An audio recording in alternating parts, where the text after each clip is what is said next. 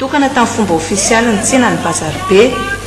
Lasa raitra dia raitra ny fotodrafitrasa rehetra ato anatin'ity tsena ity, vokatry ny asa fanarenana ny rano ny fanjakana sy ny orinasa Ambatovy. Varotra 590 no zakan'ity bazary be ity tamin'izy vao niorina tamin'ny taona 1970.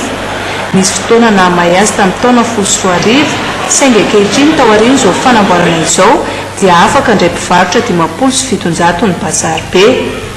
Famatsim-bola mitetina 7 miliara ariary no natokana orinasa Ambatovy na natanterahana ny asa.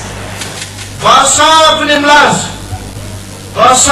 milaza fa dia ny tenako no anisan'ny tarika ny adevitra sy ny famparahana niaraka tamin'ny Ambatovy, ary rehefa ndresaka zao bazary be zao rehefa nijery ny vidin'izany na dia somary lafilafo aza ozy aho hoe rehefa mianto masina zavatra tsara, zavatra tena tsara.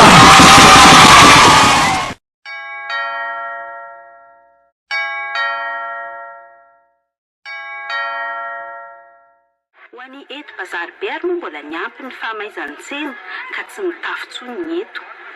Ho tantara lasa zany fijaliana izany afaka volana vitsivitsy ho ny filohan'ny tetezamity amboarina sy atao manara-penitra ny eto.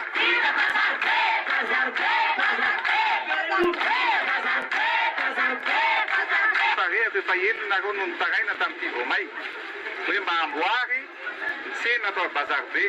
Misy fotoana ny zava-drehetra fa dia tonga aty izay androany. Mitondra efa vita ny étude rehetrarehetra, efa vita ny paozin'ity bazary be ity fa dia ho amboaritsika izany ny bazary be dia ho jerevantsika eto ohatrany ahoana ny paoziny mba ho hitanareo.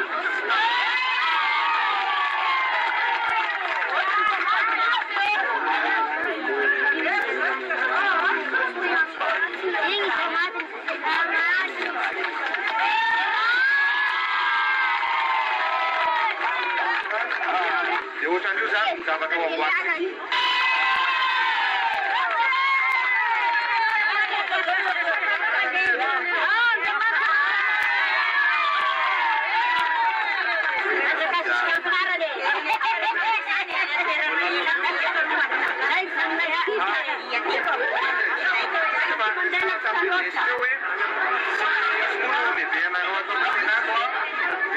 Aiza ny toerana nety amin'ny rananareo ka mahatonga an'io ny toerana izay mba mety fanarahana hoe tsy hamonina ny tsena satria fantatro fa io ny firenena.